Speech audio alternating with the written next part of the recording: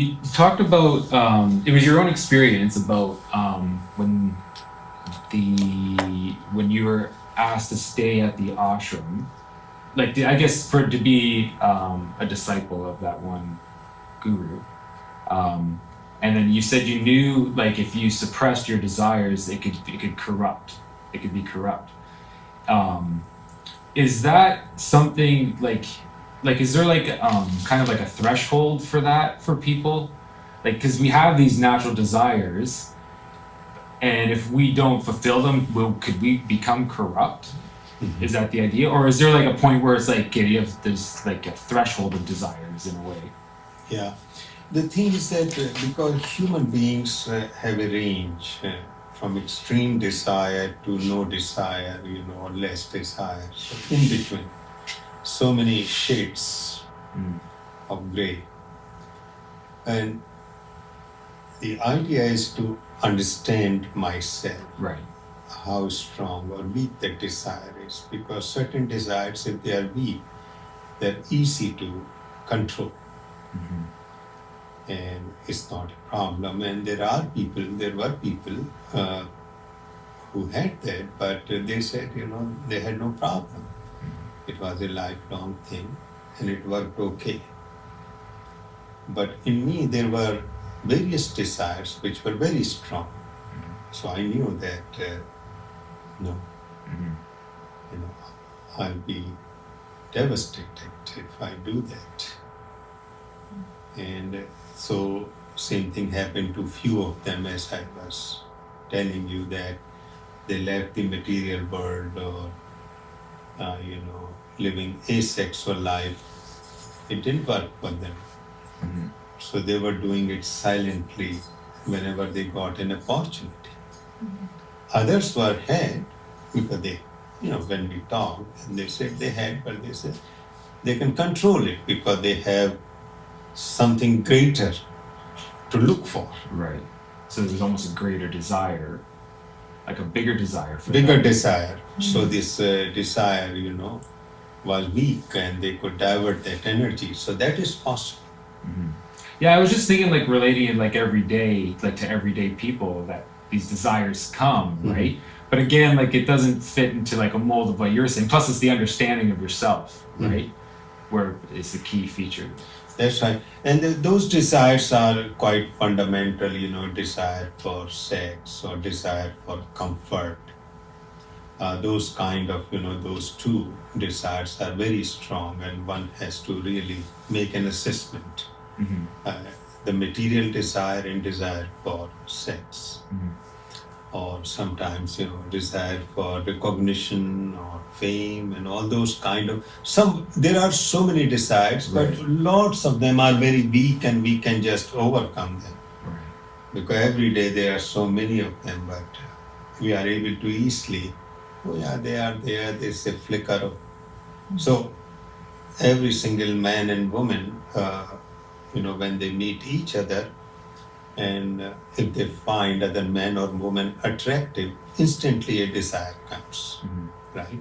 But it is a weak desire. It comes and then it recedes, and they continue with their family, marriage, or the people with whom they are in love. There is no man or woman who will say, okay, yeah, I'm married or I'm in one relationship and I never feel, because we are not built that way. But that is just a flicker here, flicker there. So we are attracted to so many men and women, but that never materializes. Or sometimes, we see comforts or celebrities or all those kind of, the desire comes. I hope I could be there, so life will be very easy for me and I could do this much if I had that much money. But that desire recedes and we go our own way and don't create poison in our relationship or families. Right. Yeah. So that corruptness that you were referring to, you knew yourself, and those desires were something that were so established. So powerful. Yeah. It's not the same thing as everyday desires, No. but yeah. It was crystal clear that we couldn't do. And the desires never die. even when we reach a particular level of enlightenment or samadhi, they decide, but they become so weak that they will rise and they pass by constantly, and they don't make any impact, even in our mind. So just a flicker, came. So that is how this goes on. And one of the great ones, Nisarg Dutt Maharaj, he was a non-dualist and definitely enlightened human being. So somebody asked, what happens to desire? He said, yeah, they just come very weak waves, and just I notice, and then they disappear. So that is their nature. They come and go, but they don't make any impact, even in my emotional mind, or of course, no question of action.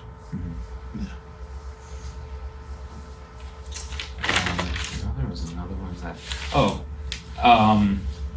When we talked about the physical, the emotional, and mental parts of humans, I guess, can they also relate to like the dosha state?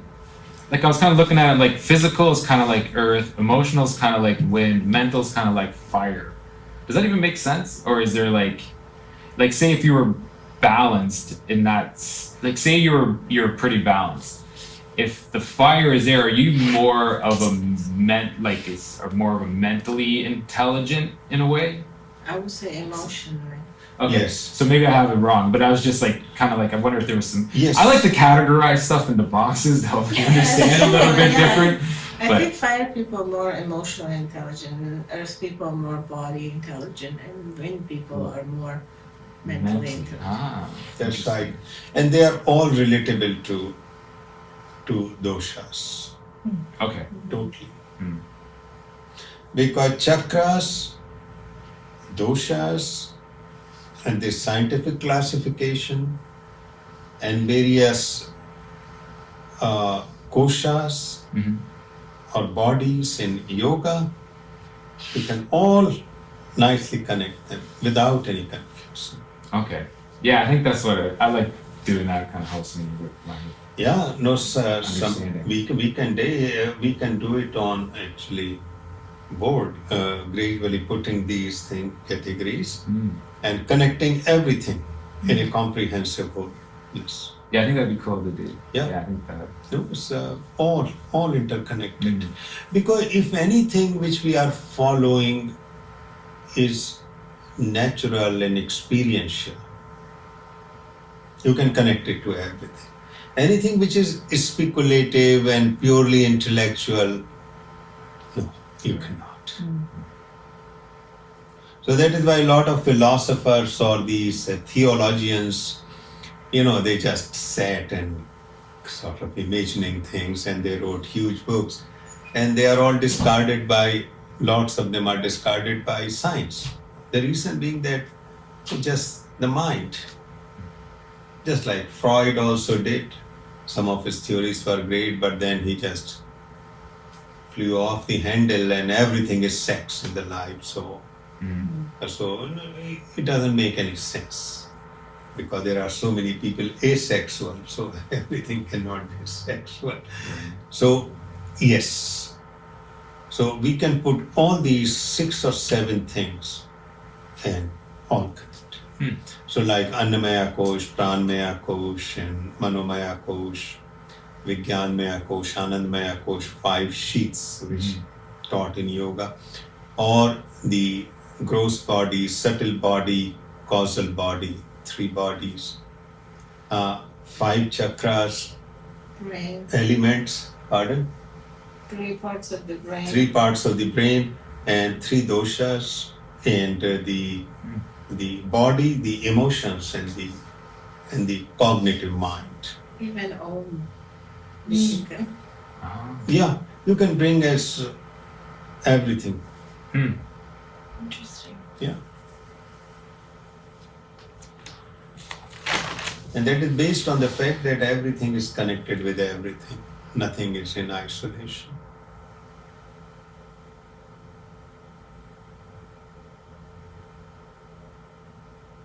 Oh, that was the other thing I was curious about. for the doshas, can they be like say you're in a household that is like unbalanced, can another dosha be influenced upon a person? Mhm. It will. Because that is the whole idea of family. So that person's dosha can be influenced onto that person if especially like unbalanced. That's right. Yeah, I think I said that right. Yeah. I mean, the whole idea of a family is that people are of different doshas and they are balancing each other, so creating a kind of organic unity in the family. Mm-hmm. So suppose my wife is earth and I am wind and children are wind or fire. So we create such an atmosphere that there will be a more balancing act. But it could be the other way as well. Other way around. So say I'm fire and I'm constantly unbalanced, so there's a lot of anger, then that would make Crystal a lot of anger. Exactly. Right. And that is what Which happens. makes sense. Yeah, I was just curious. Yeah, because that is why we want to understand doshas. That I'm not intentionally damaging anyone. Because I'm understanding myself, I'm understanding others. And in that context, I will like to balance my personality so I can help others in balancing their dosha. That is why this understanding. Yeah, and it's also the understanding is huge, right? Yes. Because then it's even when you think of, oh well, why aren't they doing, like if you think like why aren't they doing that, you know? And it's like, oh, because they're not the same person. You know what I mean? Yeah. That's right. And there's a whole different understanding in the household. Exactly. You saw me Has looking at helped him. you a I was lot, like, yeah, we are totally different. I'm sure this is helping you. Sometimes I like still don't know what the heck I am, but Yeah. No, I'm talking about him doing housework. and oh all yeah, this I'm stuff. loving it. Do the dishes. So, for example, my granddaughter, she is number one, the pitta or fire, and number two, wind, number three, earth.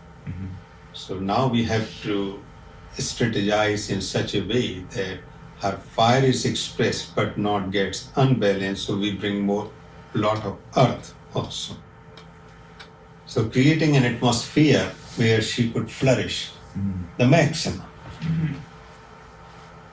So what is needed? Okay, lot of love, emotional security, number one, connecting her to the nature. And then slowly through nature to spirituality also.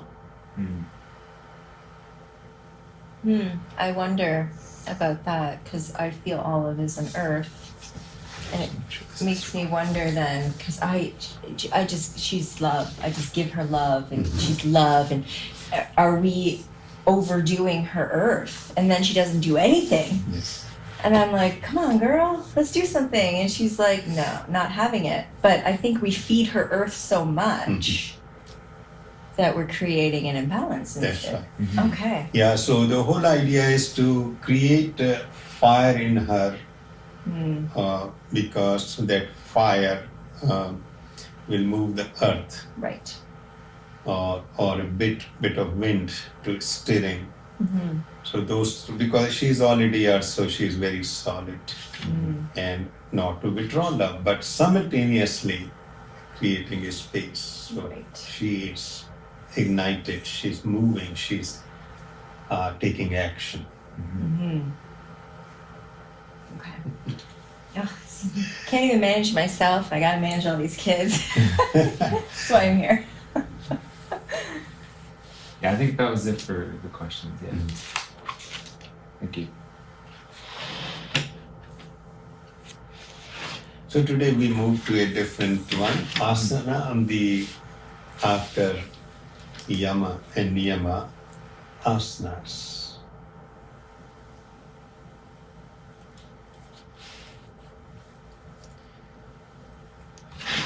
Any thoughts on this part, asanas from Patanjali Yoga, and then we can go into others. What is the significance of asanas? Because Patanjali is not describing different asanas. Here describing only one, Sukhasana. Comfortable and stable.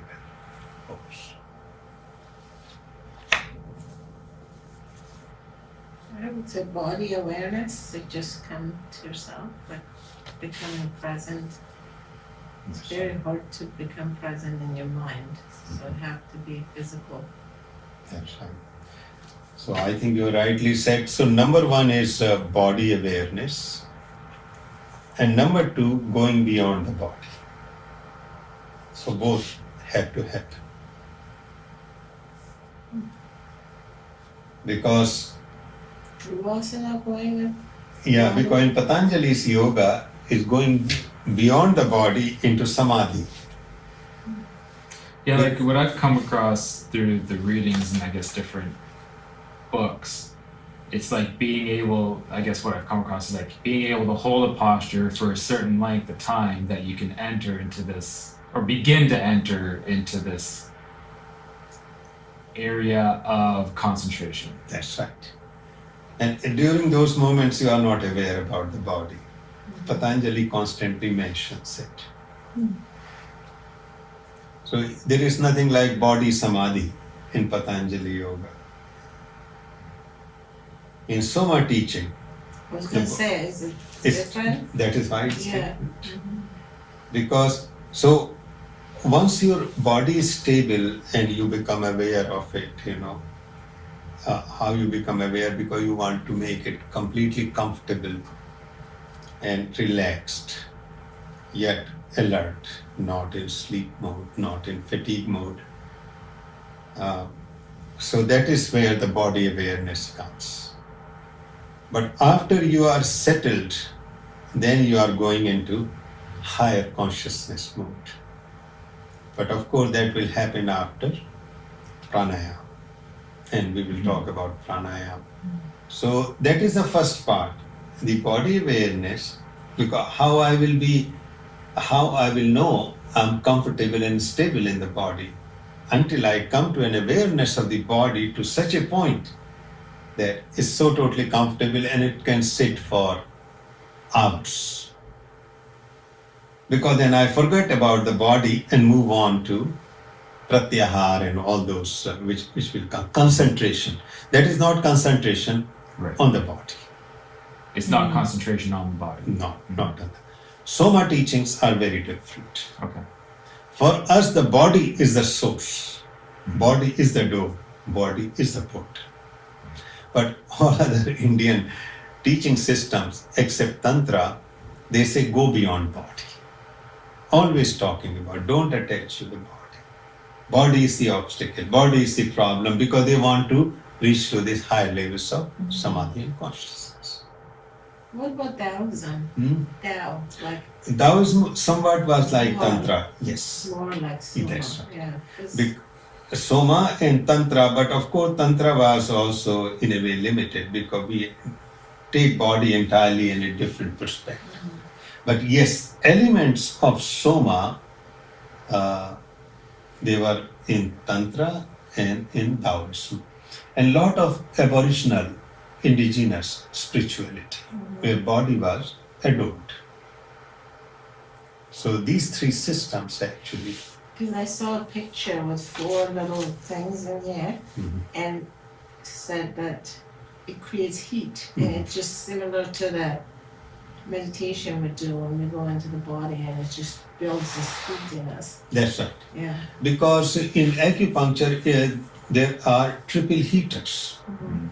Triple heater. So triple heater means actually inside the body there is a lower belly, below the belly button, above the belly button, and chest. These are the triple heaters.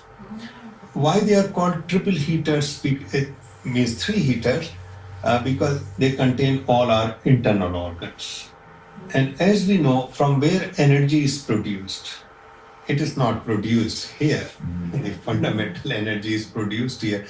We breathe, we eat food or whatever, and it is all converted into energy in these triple heaters. And they are vital organs. Without that, we cannot survive. Without our limbs, we can survive. But if they are damaged, we are finished. So that is why when there is a crisis or we are not getting food, our extremities will get cold.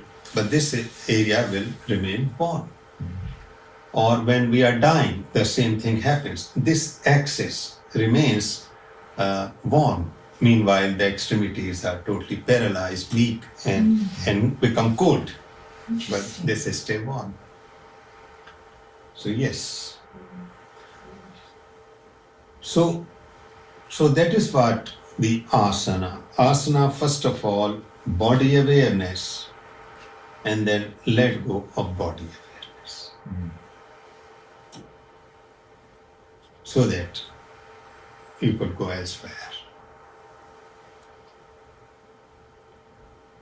So that is the purpose of asana. So you are sitting for 4 hours and you don't have any body consciousness. You are elsewhere. Is that stages as well? Does that happen in stages? Of course it will happen because that is what is described in various samadhis. So once we will explore samadhi in detail, then you will see the stages of it.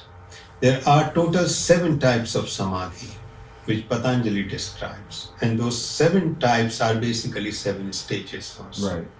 But stages doesn't mean they have to occur in sequence. The 5th stage may come first and then the first. Or they may be experienced in very short period of time, then one of them stays and other one start elaborating on themselves. It is all totally non-linear. Right. Right. And is it generally that you have to hold like this posture for a long period of time to be able to go beyond the body? Because that is what Patanjali Yoga says, and it's true. Okay. It is true. If you take a classical way, yes.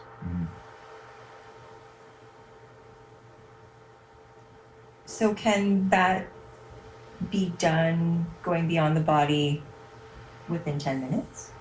Can you get to a point where you can really put yourself into that state quickly? In a moment. In a moment. You are there and you are finished. Right. In that book that I was talking about before, where that yogi practiced off in the Himalayas with the guru, he was stating that when it came to the asana portion, the point of him working on through all these postures was so that he could sit in this position for over 24 hours.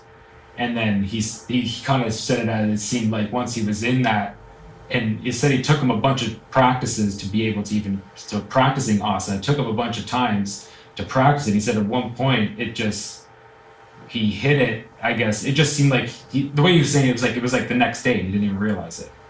He just got into this relaxed posture, and then the teacher came back in and kind of got him out of it to realize that it was like 24 hours had passed. Yes. So time is irrelevant when your consciousness is Elsewhere. Because you forget about your body. right.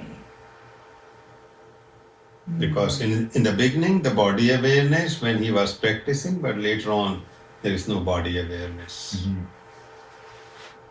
Is that similar to people getting into a state of like flow with their creativity? The time passes, they don't even know because they're so into whatever it is they're doing, they're not aware of the body, they're not aware of the time. Is that Actually, similar? they are aware about the body because flow state is still the integration of the mind and body. Okay.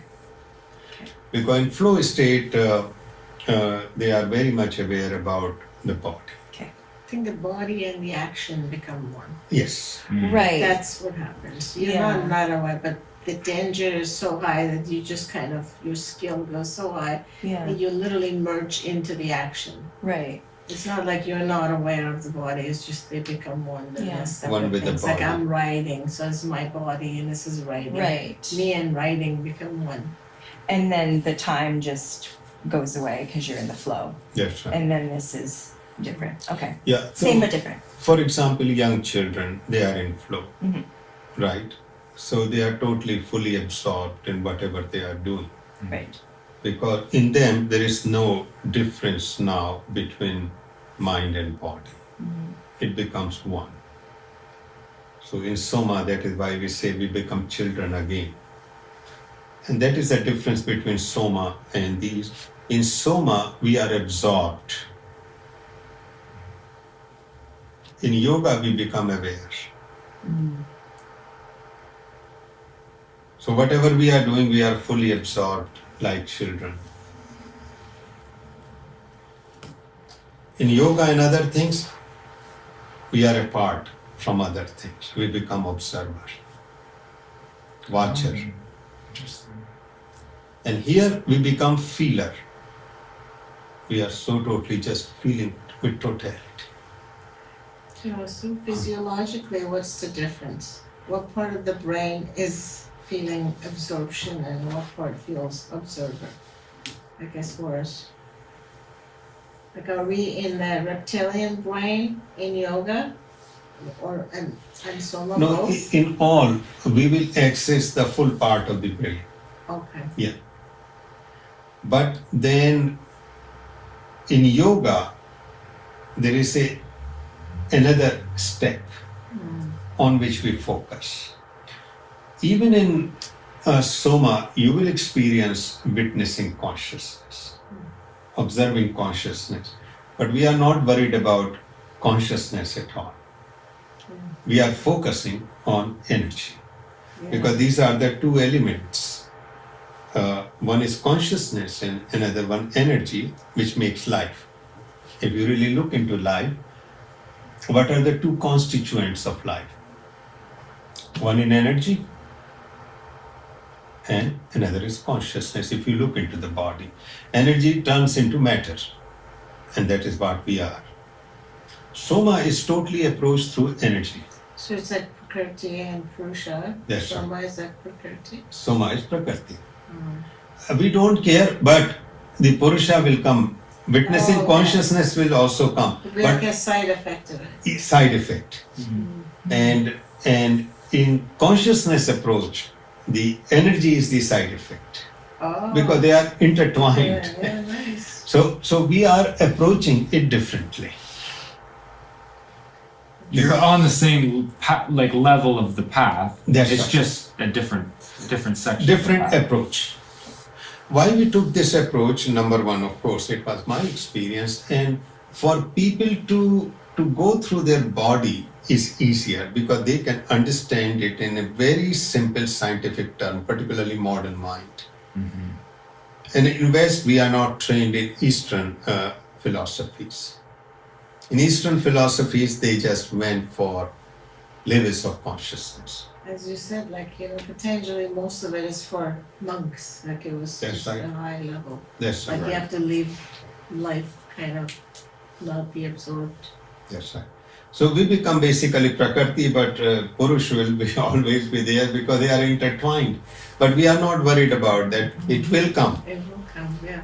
But the primary experience will be total celebration of life rather than leaving anything, or because if we go through energy part of the life, we affirm everything.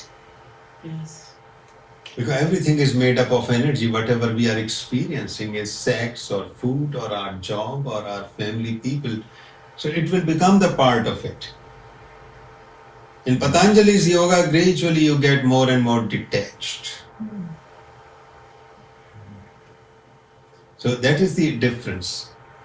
So then the teaching part of Soma and the body, what would be the difference of the teaching part of Soma and the body and body awareness in Patanjali's? In the beginning, up to this point, there won't be difference.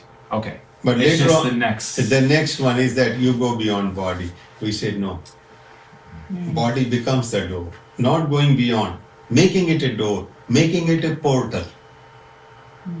That's it. So Jivasu, if we take the part of energy, therefore we're dealing with frequency of every parts of ourselves, right? Yes. So is it a good idea through Soma we also practice, some sort of singing, like sound creation? Because I think Yeah, because That's like almost also a very easy path. for that everyone. is why if you really look expansive meditation, Yeah, it is actually expansive humming now. I mean, yes. So even we went beyond Om, Mm-hmm. because Om is converted. Om comes from hum. So we went to even more primal sound, humming. So we have two meditation in Soma now. Yeah. We slowly, sorted it out. One is the expansive meditation, which is nothing else but expansive humming, because it has no religious connection, nothing, simple hum. And that is actually the primal sound, truly, scientifically also, everything hums. Second meditation, we do the Mahakarma, the stillness. That's it. Yeah. Yeah, because sound is very important, because sound is direct energy. So initially we used to do expansive through feelings, but now we do through humming. Let this humming fill up your body, let this humming surround you, let this humming fill up this space and go beyond. As someone who experienced it yourself, have you ever felt that, you know, how we all are so unique? Do you feel like there's a song in you? Uh, A song in you, like a sound, like or singing in you that is unique to you? Do you think we all have this unique unique sound? way, yes, we have in the Okay. beginning. Okay. In the beginning, because our personality, our bodies are all different. Why they are different? Mm-hmm. Because they are uniquely Yeah. vibrant. Yeah. So, although what I call my heart and your heart is basically two organs, but your heart and my heart are uniquely built. Yeah. So, how I will differentiate? Because they are vibrating on different frequency, because they are made up of matter. All matter is energy, and when that energy comes together in a unique way, it creates a particular type. I just feel in the future AI can pick your sound. Exactly, it will. I don't know, I just have a feeling. No, it's very unfortunate that Yes. energy medicine was totally neglected. Yeah. Idea of energy came in 1917 concretely with Einstein. Yeah. It's still medicine after more than 100 years has to catch up with it. Although they are using it in MRI, CAT scan, and also in ultrasound, all those, because those energies, but it's still the kind of research which was supposed to be done on energy medicine is not there. It is bound to come. There's I thought it'd be this so Dr. neat. This guy, Dr. Jeffrey Thompson. He's been studying sound in the body for a while, and what he's developed is a bed that's split in the middle, and he has vibration like transducers in the bottom of them. And then what he does is he lays the patient on there, he straps up an HRV, a heart rate variability monitor, and then he runs through a whole frequency tune. So like, woo, and he monitors their HRV, and he sees a part where there's a point where it just drops, the person's heart rate variability, and he says that's their frequency. And then what he'll do is play meditations in that frequency to the people to help them. And he says it's been working. He started off doing muscle testing with it. So he would play a keyboard, he'd have them put their arm out and then muscle test as he was going through. And then it turned into this whole thing that And he's also been doing. seen, like, I saw Cheryl use that in one of the meditation classes, attaching it to her plants. And the plants are singing, like it can create different musical tones. Because that is why we are different, because we are made up of energy and consciousness, light. Yes. So if two people are unique, two plants are unique, two flowers are unique, Yeah. or these two are unique, means they are vibrating on all different frequency. But ultimately, once you come to a point, then this uniqueness, it becomes the part of that eternal energy. And then it becomes the same, primal hum. But below that, everything is, so it is unity in diversity.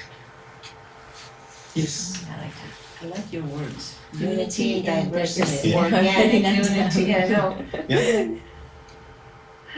So I'm having a little trouble understanding when we get to the body part in both soma and yoga. Mhm. When it gets into awareness in yoga and in soma, it is, what did you term it? We follow the flow, we follow the energy. So is it, you said something else, like, is it like acceptance or not acceptance? I thought you said you called it something. Because it's not awareness in soma. Because Absorption. Absorption. Yeah, I mean absorption also has awareness, but we Right. don't follow higher levels of consciousness.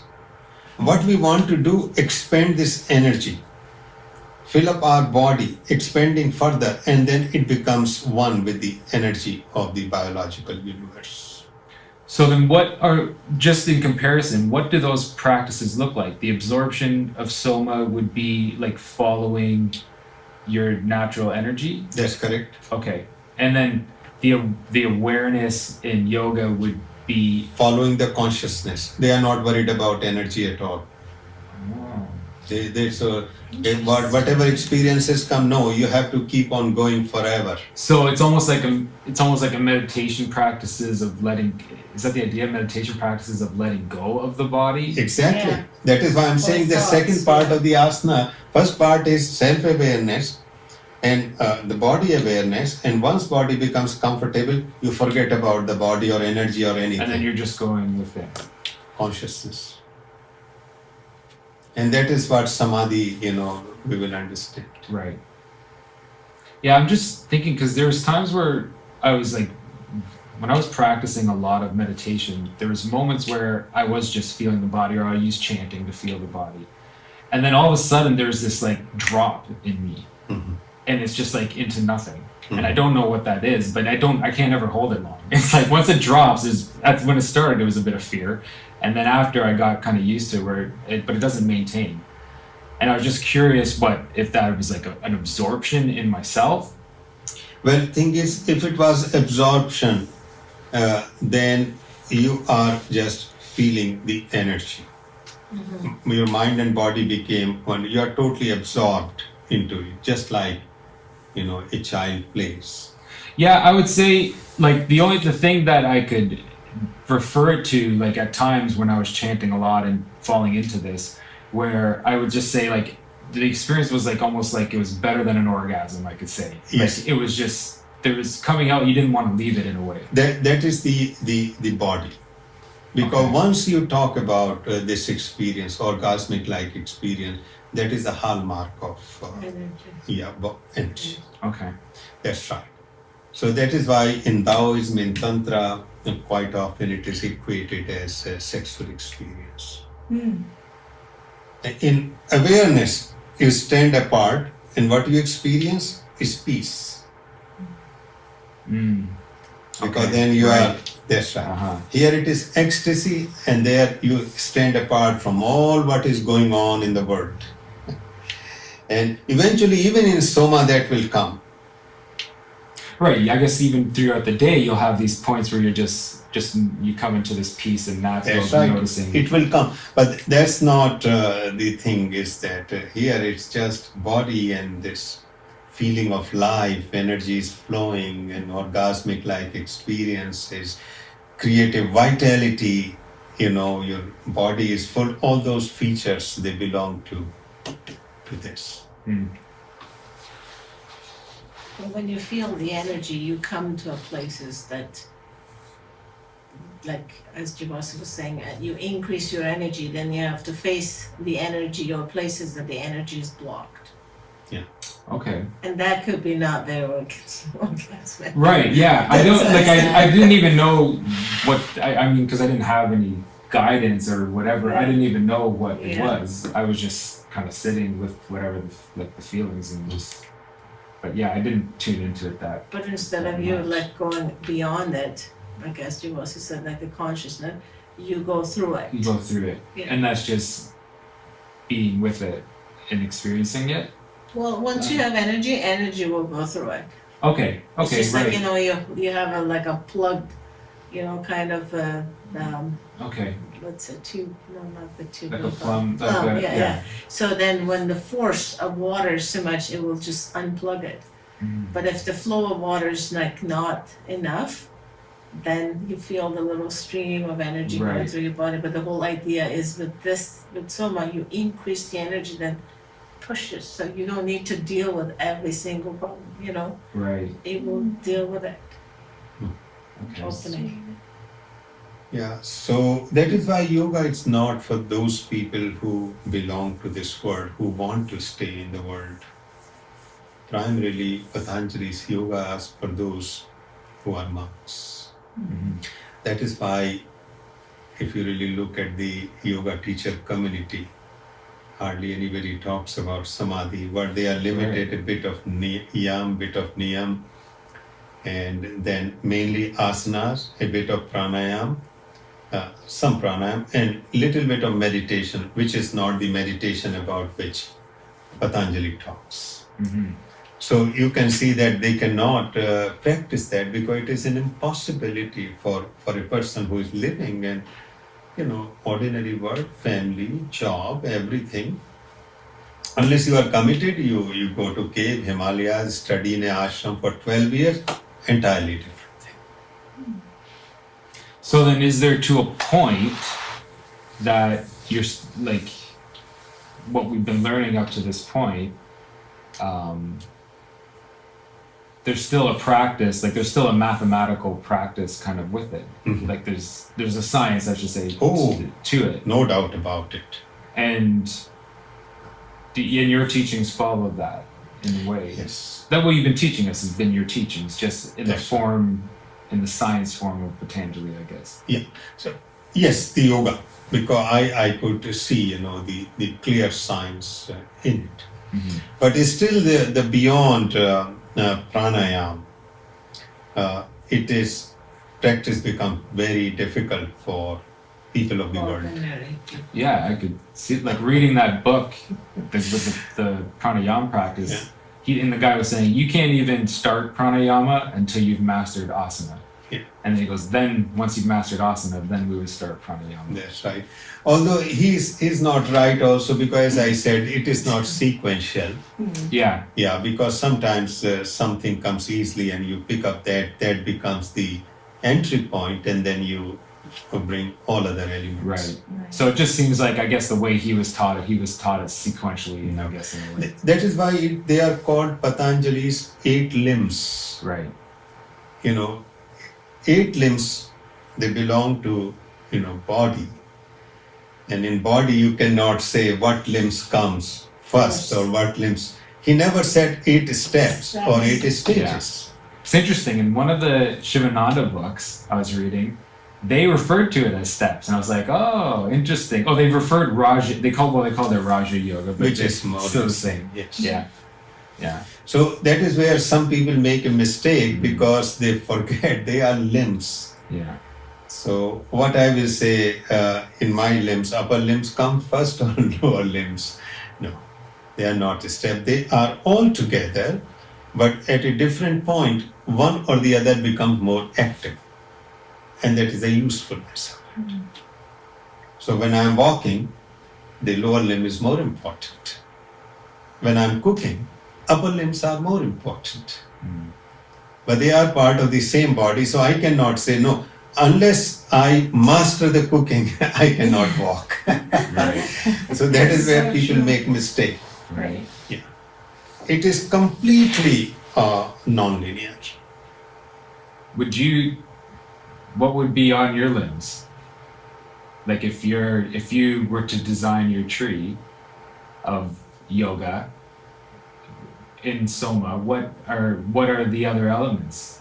Are those like is pranayama on your? Yes. In Soma,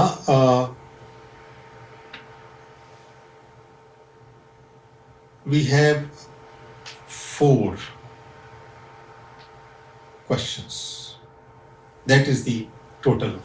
Very easy to define. The first question is, what we want from life. Right. So we don't start with anything like yama and niyama. What we want from our life. All of us are living and we have desires and longing. Ultimately, what we want from life. And the answer to that in Soma is healthy and fulfilled life, which encompasses everything. What prevents us living a healthy and fulfilled life? 5 traumas of life. Transgenerational trauma, trauma in the womb, birthing trauma, experiencing or observing physical, emotional, or sexual abuse. And the 5th trauma is the social and cultural conditioning. Those 5 traumas basically prevent us. How can we live a healthy and fulfilled life? 2 parts. Number 1, practice. Number 2, understanding our somatic personality or dosha. In practice, somatic yoga, spontaneous yoga, which somatic breathing and somatic meditation, and there are 2 meditations. Understanding our somatic personality, we were talking about. 4th is, okay, if I do what I will experience, 3 stages of experience. We call it sensations, sensuality, and expansion. Sensuality is like having a gentle sex all the time. Whole body becomes sensual, but it is asexual because it doesn't need sexual intercourse. But first part is sensation, in which we start noticing these sensations in the body, energy in the body. And expansion means when we break the boundary of the body through energy and we become the part of the biological universe. So those are the 4.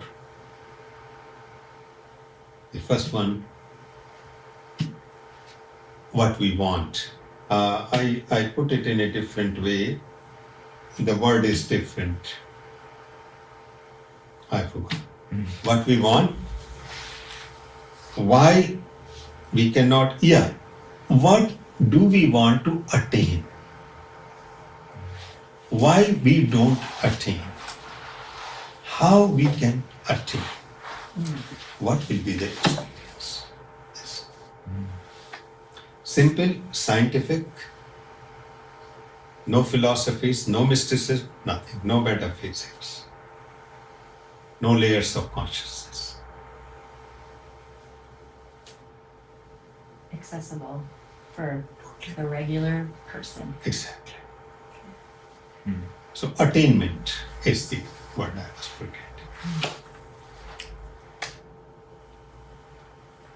And you can see where the Yoga Sutras do fit in with those first. Yeah, first few. Yeah.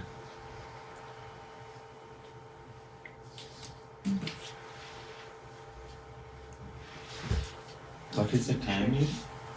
5:25. Yes. So still we have time. So about asanas, anything more, because first of all, awareness of the body. Once the body is settled, then we go beyond the awareness, because that is what Patanjali says. Mm-hmm. And then all these asana practices like hatha and vinyasa and all these, that is just creating that body awareness. Body awareness and Hatha Yoga was created again. Yes, I forgot that element of Soma were present, or elements of Hatha Yoga are present in this Soma. Because Guru Gorakshanath, who actually created Hatha Yoga, although there were many others who contributed, but he was the core one. He wanted to find the liberation through the body. Liberation through the body. So if you go into original That is how Hatha Yoga came. Hmm. And it is nothing else but Kundalini awakening. Mhm. So basically, Tantra, Kundalini awakening, Kundalini Yoga, and Hatha Yoga are more or less same. The main difference is that in Kundalini, it is mainly the chanting, the vibration, number one importance. They are chanting because you see all these beach mantras and all those kind of. Meanwhile, in Hatha Yoga, body poses, breathing, they are of vital importance. In Kundalini, breathing is not so important. And bandhas are common to both. So primary difference is chanting, vibration, sound in Kundalini Yoga, and here a combination of poses plus 8 types of breath. And the sole purpose of that is not really to stimulate chakras or anything, it's to stimulate Kundalini energy. Kundalini energy, and the chakras will be stimulated With naturally. it. Right. So in a way, it is a modified way to approach Kundalini, but it is more or This less. liberation of the body means opening the energy Yeah, and just cleaning all the traumas. that's right. We didn't talk about traumas then. No, because we have to talk, because that is why truth remains the same, its interpretation is different. We have to talk about in contemporary language because so many people are traumatized and they found this word. Before that, people were traumatized, but they were describing in form of sorrow. Because Buddha was saying, word is sorrow. So, but sorrow, from where the sorrow comes? It comes from trauma.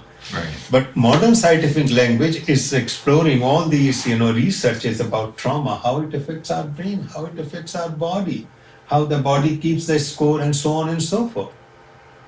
So we have to connect to the contemporary mind in terms of trauma. So it's as simple as that. So we thought, why not 5 traumas? Did Hatha use the same sorrow? Hmm? The person who did Hatha Yoga? No. What does he mean by liberation of the body? Because all non-Buddhist system, they start with ignorance. Oh, so they mean ignorance. Ignorance. Liberation of body. How does ignorance connect to the body? Thing is that because this body is not functioning fully, Okay. so it creates a certain kind of ignorance, because once we start cleaning this body through energy, then other things will be revealed automatically. So ignorance was the primary, including in Patanjali Yoga. In Buddha, he said sorrow. He never mentioned about ignorance. Forget about it. But in Patanjali's yoga and all yogas, all Hindu system, they talk about ignorance.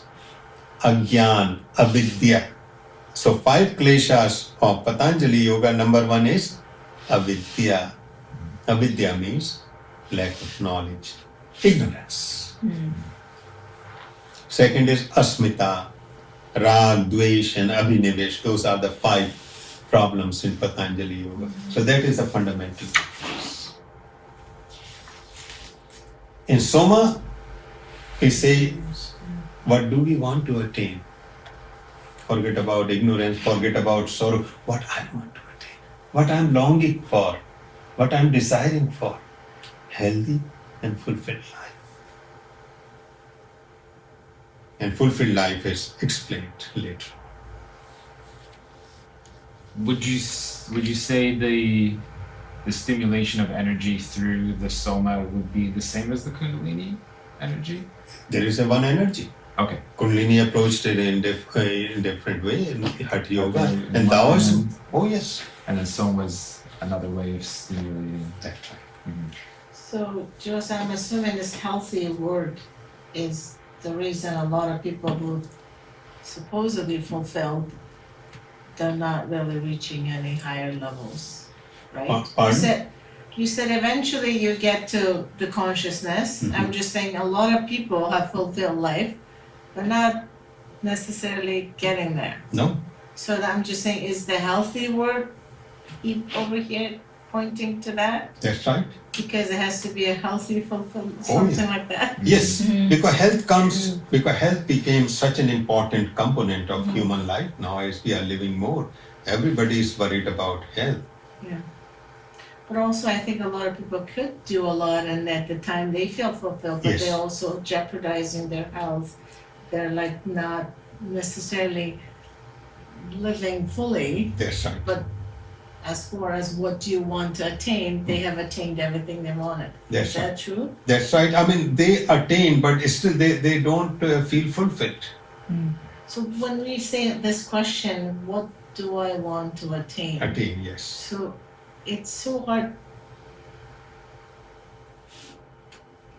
I don't know, this is just a little too Too broad. too broad. Too broad. That is why we define Mhm. what is the meaning of fulfillment. Okay. But anybody asks you, okay, I really want to get a millionaire, and that will be my fulfillment.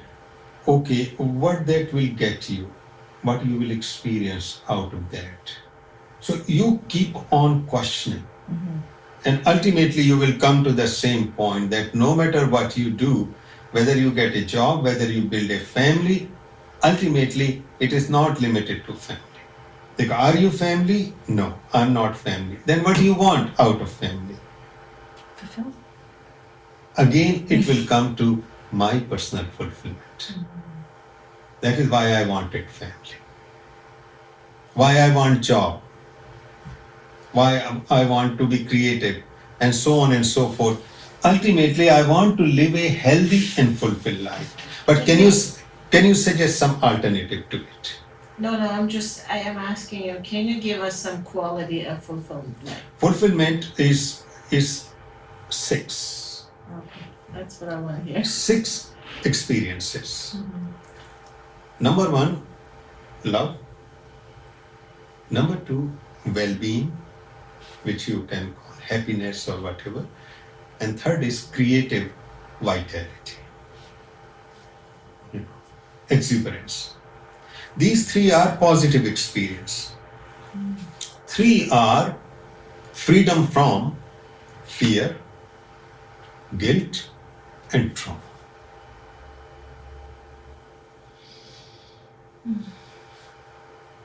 And that is what is described in stages. So fulfillment is not a vague word, it's very clear word. Love, well-being, creative vitality, freedom from fear, guilt, and it is freedom, not absence. Freedom. Because some people, no. Freedom means fear is no more a chain which will prevent you. You may experience fear, but it won't stop you. Because force became so weak. Guilt, still you will have guilt, but its force became weak. And freedom from trauma. So 3 positives and 3 freedom from. So freedom to love, well-being, and creative vitality. Freedom from fear, guilt, and trauma.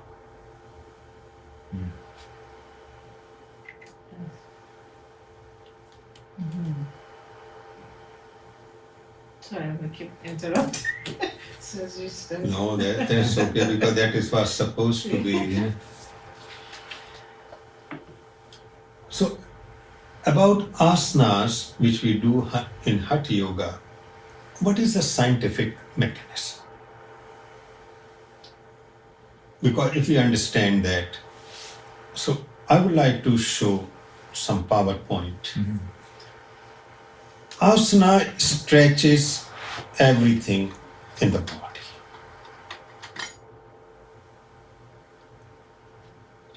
Ordinary exercise also does the same when I'm running or walking. So what is the difference between these two? Ordinary exercise and various yoga poses.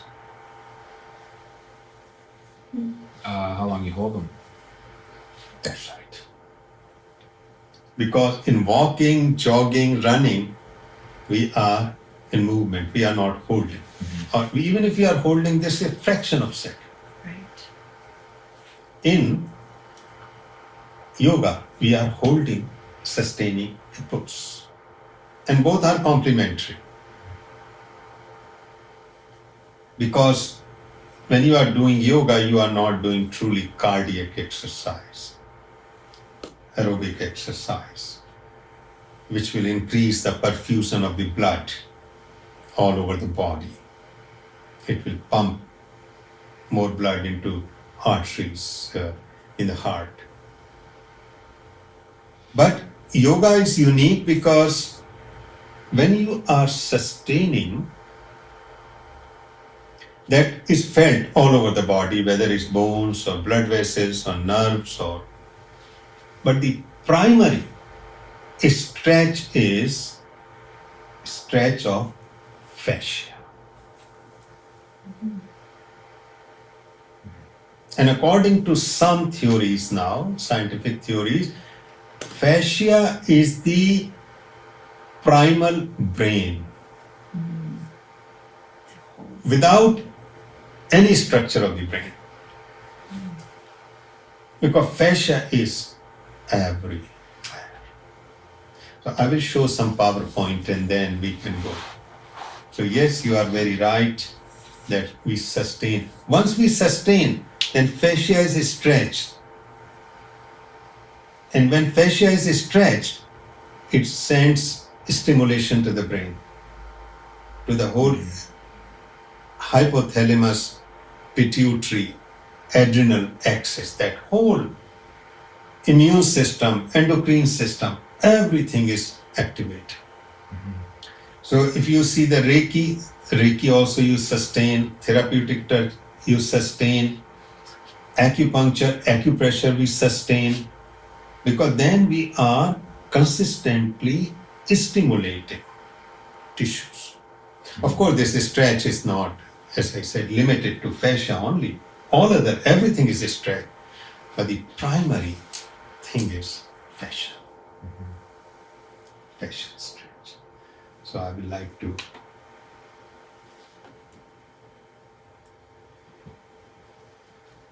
clear?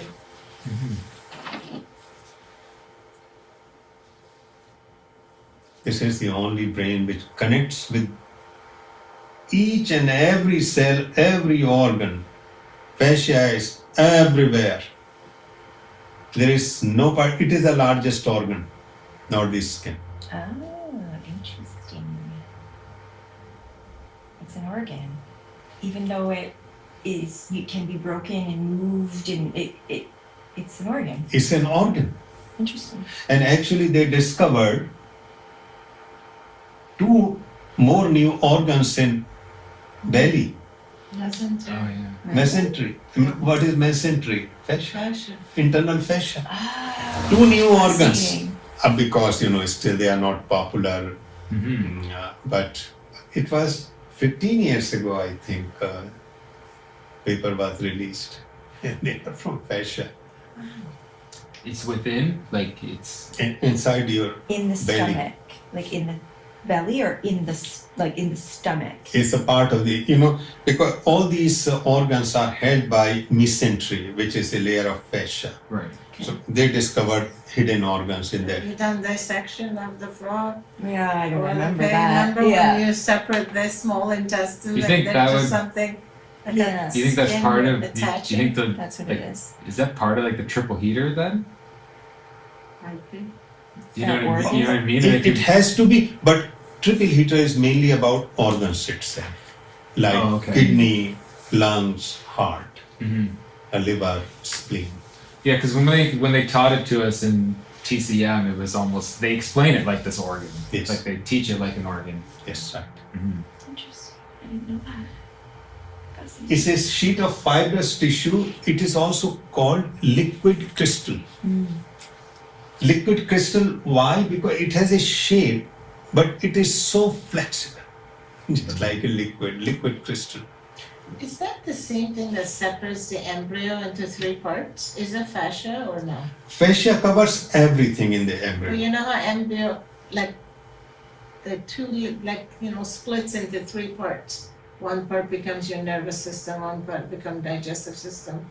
You know how like the embryo separates Right, into right, three right. parts? I think that's fascia too. I'm guessing. I No, don't know. but I don't know. So, Okay. but we must read upon it Yeah. because I would like to know. Because like think about it, like in the beginning it's just one thing. Mhm. And then now that if it's between every cell and everything, I'm assuming that's the part that's, if it's the primary brain, Yeah. I feel like And that's the That's womb how trauma. If there's womb decided trauma, there's got to be who's gonna be the what. fascia. That's right. I don't know, we should read, yeah, that's Interesting. I heard a doctor once, it makes me think of it as fascia. She was saying, she's an acupuncturist, and she was saying every time the cell splits from an embryo and keeps splitting, that she said all those split parts were acupuncture points. Like in the end, like they all, and those points where it divides are the acupuncture points in the body. what I'm Which I thought assuming. is interesting.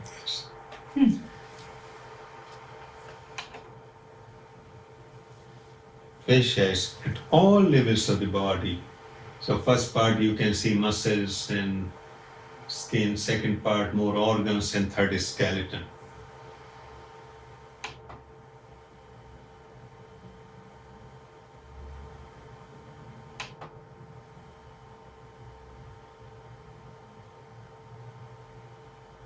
I went to that museum, it's crazy. Germany. No, it was in Toronto. Okay. No, it came from Germany. Oh, The it came from exhibits. there? Yeah. Yeah. It's crazy, yeah. Somebody asked, are there really 600 muscles or only one muscle in 600 facial pockets? So what they are trying to say that all Yeah. muscles are interconnected through fascia. I think that's right.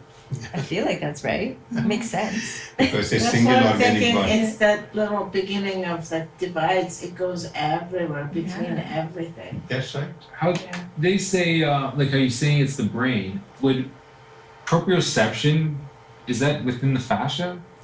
No, I mean, it helps in proprioception because you cannot separate any element from any other element. Okay. But it is not directly proprioception.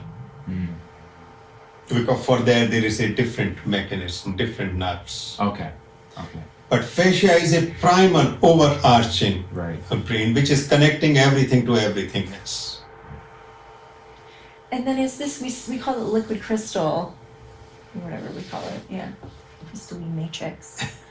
Is that then just the water in our body when they're like, we're made up of all this water, 70%, whatever is that what it is? That is what it is. That it is mainly made up of water. Right. And then it crystallizes when there's trauma or inflammation or different things like that. Then it becomes scarred. But the thing is you can break that You can break scar it. very easily because it is water, so it will heal beautifully. Yeah. So that is where yoga helps. It reminds me of I keep picturing a glow stick. You know when you crack them, and it goes, and you hear it, and then it's all light and liquid. That's like right. that's what I feel like That's if you're right. like breaking the fascia. It makes kind of the same sound. It, and it like, makes Yes. sound. It does. It yeah. sound. cool. So if it's crystal, and so water retains memory, Yes. and so now it's liquidized water. Yes. So your emotions that are stuck within that water that formalize into a crystal, Yes. and then it's now you have that emotion stored in the Release. fascia. That's right. You start tearing apart the fascia through stretching. You start releasing those emotions. Exactly. We're So- amazing. So this is the interface of body and mind basically. I love it. That's so cool. So whatever happens to body is stored, whatever happened to your mind, it is stored also. Because body, humans have different levels of storing. So there is a proper brain also, heart brain, gut brain, they also retain. But this is the most extensive brain. And its communication is 50 to 100 times faster, which I will. Like I notice that when I go through, say, emotional triggers that come up, like I get sore in the low back, right? Yes. And so there's obviously I stored energy over the years due to whatever causes, That's right. right? Same thing.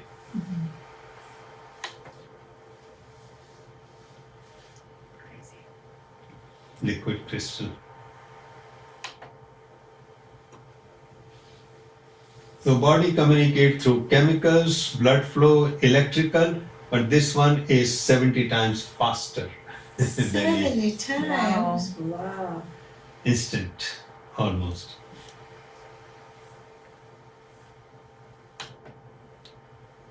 So it looks like the body will know first if it's 70 times faster. Exactly. Then your heart knows, and then your Yeah. brain starts to analyze it. Exactly. That is what it is, because whatever happens to your body, including illness, first of all, it goes into your energy and fascia. It becomes sicker before you actually experience it. Then you have emotions about it. Then you have thoughts about it. So it's just And the then you other way store around. it. And then you send it back down and you store it into your But I body. think what my brain we put so much emphasis on it's interpreting what's happening to your body. It's not Exactly. really happening there. It's happening here. Right. Exactly. And that is why credit goes to Antonio Damasio, who out of all Western scientists, neurobiologists, brought everything back to the body. He said, you are flying everywhere, but what you are missing, that everything is evolved from the body, including this brain. In primitive life, not this brain was there, but as body was in need, evolving, it was need of brain, so brain is there.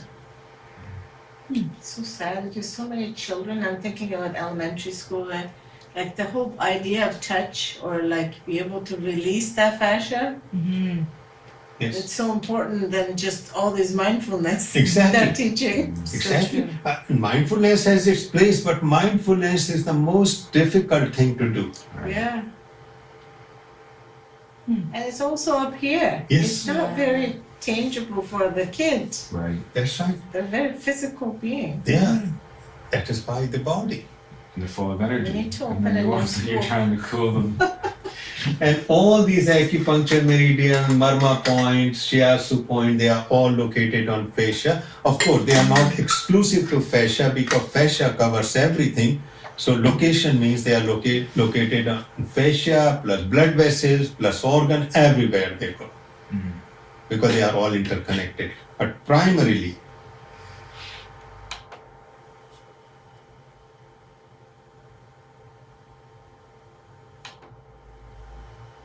this is the mechanism how the whole thing is affected. What we call, you are doing yoga, maintaining all those points which are located on fascia will be stimulated. The stimulation will go to the brain, base part of the brain, hypothalamus, which regulates the autonomic nervous system, pituitary gland, from pituitary gland to all gland, and from all gland to immune system. So you can see the beauty of yoga, that yoga poses, yoga asana, that it affects your whole system, because primarily it is stretching your fascia. Now, in the some of the yoga that I learned from Ghosh and Shivananda, there was reference of they wouldn't just stretch; they would add like some type of, I would say, curvature of the spine and stuff to help. They would kind of always state that to stimulate the organs. So they would almost like giving yourself a body like an internal massage. Does that make sense, or is that like just kind of stimulating fascia? Say like instead of like reaching forward for your toes to stretch, they would say like tuck and then roll down, so you actually kind of compress into the stomach area to stimulate. Because there will be extra pressure on organs, which is true. But no matter what you do, you are still stretching your fascia. Right, that's a part of it. Right. All organs are covered in Because all organs, our heart, our brain, our lungs, our liver, our spleen, our bone, our blood vessels, our nerves, anything you name it is all covered, including each cell of the body. So you can see these are the cells, an extension of fascia in each cell of the body. So you are stretching each cell of the body when you are doing yoga.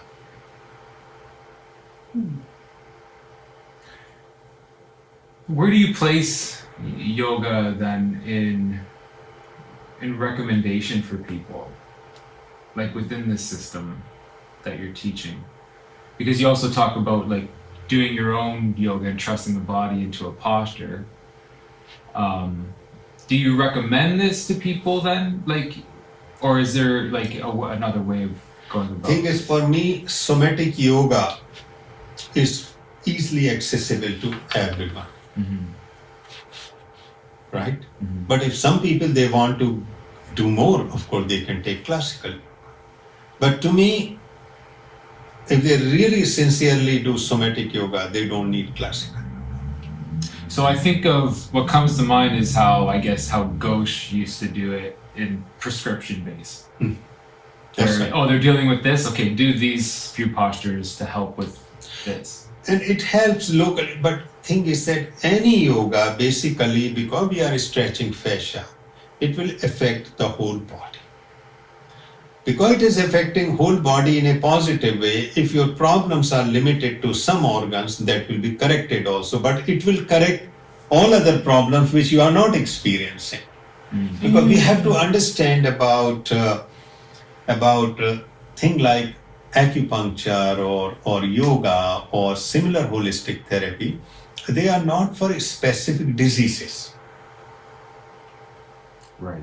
Specific diseases will be affected because whole body is affected. Right. So if you have a specific problem, of course it will get better, but simultaneously all other problems which are not still experienced will get better too. Because which is different from medicine, Western medicine. Western medicine is more specific. Mm-hmm. It is all whole body. That is the nature. So when they recommend, any poses, it will affect also. But if you are pressing that part, of course, there will be a little more effect of it. But even if you are not prescribing, it doesn't matter. You do general yoga, of course. So suppose if I have a tummy problem, so I'm doing, side to side movement, that yoga, which is basically is not yoga, we are not sustaining, but it will affect because you are moving your intestine. It will correct that. The fundamental about yoga is holistic, it affects all body, and when there is a specific problem that will be affected positively. Oh, and now they know microtubules are just the brain of the cell. That's right. And so much of our memory is there. So then, to affect the fascia, I know you said it in a podcast or one of the teachings before, but how long should you hold it to get into the fascia? Roughly 40 seconds, Right. if possible. Right. Although no research is done, but overall people's experience is somewhere 20 to 40 seconds. Right. I will say optimal 40 seconds. Mm-hmm. And people can hold it for 5 minutes. Yeah, because you do like, I think of like Paschimotto Asana. The longer you hold that one, the body starts adapting more and more, and you just start feeling the settledness Yes. kind of come in. So there is no. For example, I do only one pose, and that is in the night. I wake up around 4 o'clock, and child pose. It comes to me naturally. Every night. Every single night, Wow. it happens, and sometimes it is for 2 minutes. Sometimes what happens, it is for 10 minutes, and sometimes I fall asleep, and after 20 minutes I wake up, still I am child pose. Like those videos that remove the blanket, the kid is like all twisted, the legs up. Yeah, and the reason being that I'm doing daily activities, so sometimes there is I'm nearing 68, so there is some big aches and pains, and after those they are gone. And then you just go back to sleep after? Oh yeah, Oh. can easy. So I do one pose. Seems to be working. Yeah, and it will affect your whole body and mind unhealthy fascia. Mm-hmm. I think of my mom because like I just touch her like this. Oh, don't touch me. I'm a girl. You got problems. And then she's got this issue and that issue and you're like, everyone. rub your body like you're tight and hard and it's awful. Yeah. So it's amazing. Particularly us these days with a lot of, I guess, technology, not breathing deeply, That's true too. using all these muscles, a lot of tension. Mm-hmm. Everyone you know has neck problem these days. Yeah. Everyone said, "Oh my neck, I don't know, oh my neck." Everyone.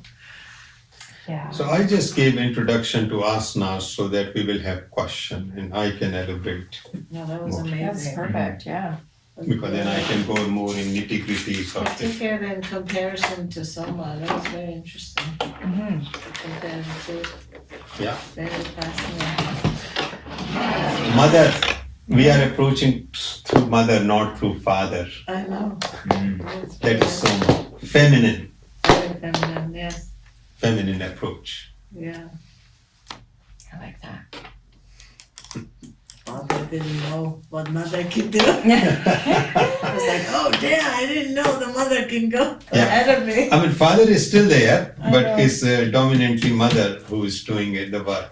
In other system, it's mainly the father who is doing it, not so much mother. I know, I guess so. But I think mother did much more fun stuff than the father. Oh, it is thrill That's what ride. I'm saying. Father's like, damn, you're more fun than me now. Mother is all the fun because you need not to leave anything, you just enjoy everything of the world. So Adam and Eve, the story then pretty much is the same thing, isn't it? Yes, it is. Yeah, because all the trouble started with Eve wanting to live. Too much fun, right? She's a rebel. Yeah, Yeah. expression of energy. Yeah, nice. I'm playing with this yoga class, and I'm wondering at some point once I've established it a bit with some people, if I could go over it with you. I'm just curious how it can be kind of developed in a sense of using your teachings as well as where people get a half a class, but there is this embodiment kind of portion with it of and discovering their true, like this, having them play within the posture to find a posture that they can hold within it as well. So I kind of take them, right now I'm playing with the idea of going through yoga therapeutic exercises and then holding a posture modified. So not even coming to a full thing, just so they can feel it lightly and deeper in the body. Right. And then I'm taking them to within that area, like say we're on our stomach doing cobra, so we don't come up all the way in cobra, we just come up a little bit just to feel a little bit into the body, then come back down and then say, now take from wherever we are here, do a movement that you feel like you need to do after that, and we'll hold that for a little bit. Yes. And then so I'm playing with this. I'm just curious, once I have something, I'm curious about running over it with you. Who is that psychologist or therapist, I don't know, or yoga therapist, that created movements through guiding just verbally? It starts with an N, I think. Means verbally. So basically does all these somatic movements, but you don't have to follow anyone. You're guided, like what to do, roll to the right, roll to the left, but it's all guided, so you're not looking at anyone. So pretty much you're listening, and then you have time to feel all those movements. For people who can't create any kind of, posture, like they're not in tune enough. So then he said it's a huge difference between listening and following like your own body and listening to your body, what you can do or you can't do, compared to being forced to follow somebody. That's right. Then you can injure yourself. That's right. Does that make sense? Yeah. So Yeah. more therapeutic. So a lot of people report a lot of those releases of fascia because I can just feel my right side needs more Right. sting or more bending, but then my left side can't. And if I just follow you, I may injure myself because my body's not ready. Right. I have to find the name of that person. Or there may not be any benefit of it. Right. Yeah, benefit of it, exactly. Right. But it's just really nice. They just teach you how to just move to a different pose, but it's not yoga. I think it's just somatic movement. Yeah, this guy I'm Yeah. reading does something similar. Yeah. And he talks about, he just sets you up in like a, Starts with in an a F, basic like the position. name or N, Frederick. I don't know. Like there's a method. It's called Frederick. What, I don't know. Oh, for, Feldenkrais. yeah. Oh, okay. Oh, yeah. Yeah. That's right. It's just like by listening. Is that And right? by listening, but still there was a definite movement. Yeah. But I'm just saying you don't have to No, see anyone. No. But Feldenkrais. okay. Yeah, we used to teach actually our program, meditation program in Feldenkrais Center in Toronto. Oh, That okay. lady Yeah. was the Okay. student for. Well, this somatic idea came to me in 1995 when I was struggling with my problems. So I went to a yoga teacher in India and he started teaching. And I have a wind body, vata body, which is not flexible and it's quite stiff. So I tried and I was struggling. I said, no, what I can do. So I said, why don't I create my poses? So actually, because I already learned acupuncture, so I called it Acu Yoga. Wow. Acu Yoga. You still have those poses? I think somewhere, No. because various acupuncture point can be pressed through yoga, but their mechanism is same. But later it became somatic yoga. I think Bindu yoga we did for a long Bindu yoga is the same. Yeah. Hey, this is Acu Yoga. Acu Bindu yoga. means point. That was really good. I really liked it. That's right. So different points, vital acupuncture points, we were stimulating through Yeah. Bindu yoga. Yeah. It was just like series of pressing against. All so for Bending. example, this point, this point, sleep point, Yeah. Or Yeah. prostrating or like bending. or this point, Yeah. this point, these are the major points. So we called it Bindu yoga. I think it Point is, yoga, yeah. point yoga or Bindu yoga. Still, I think it's there somewhere. Yeah, I can look for it and share with you. It's Yeah, really that nice sounds because you lie down on the floor, it's so easy to use even, the palm of your hand to press against all these points. And I still do it. That's I right. find it very useful. Because even on your desk, working on Oh, computer, for sure. you Yeah. still can use the weight of your head and try it. It's really good. So Bindu yoga, and then we tried prayer yoga Prayer yoga too. very too, good. because I combined all the prayer poses of the words religion, and it became prayer yoga. Interesting. Because That was starting from this Yeah. Yeah. and then here and then bending and then sitting, that I have fully with me. I will send it to Yeah. you. Yeah. Very easy, 6-7 poses, Yeah. because there are 6-7 prayer poses. I think prayer poses all created for the same thing. Same thing. Yeah. Ultimately, It's the just- purpose was the same. I think Yeah. before you go to any meditation, your body has to be free from all these tensions and holding. And then you can sit a lot easier into meditation. So I think that's why the poses and the prayers. That time. But slowly I let them go, because I thought even for some people they were difficult. So then somatic yoga, I realized Yeah, everyone can do that. For anybody sure. can do that. Yeah, that's what I'm just trying to, from your teachings, I'm trying to just figure out, okay, someone who comes to a hatha class, they're expecting a certain class. I think it's really neat to kind of incorporate those things where now they start listening to themselves, right? Yes. Because I know now that I know all the hatha, I do my own practice and I will do those hatha postures, but I'll kind of verify that or like change them, modify them, and just and what I'm doing is just however I feel in that moment. I won't follow a certain structure of like going this to this to this to this. It's like, okay, I'm here. Okay, what do I feel like doing? Oh, I just feel like going down, and then I'll stretch down there and then hold back, and then I just follow what I want to do now. So I thought, with your teachings incorporating that, so they follow the structure, but then there's a playful part where they can find and just feel the body. Then they start listening to their body a little bit more, right? Yes. Then they're like, oh, I do feel like doing this. But at the start, they're like, what do I do, right? So at least this is giving them that, oh yeah, okay, here's an option, and then they can explore further Exactly. So I'm just trying to put that together and Yeah. figure it out.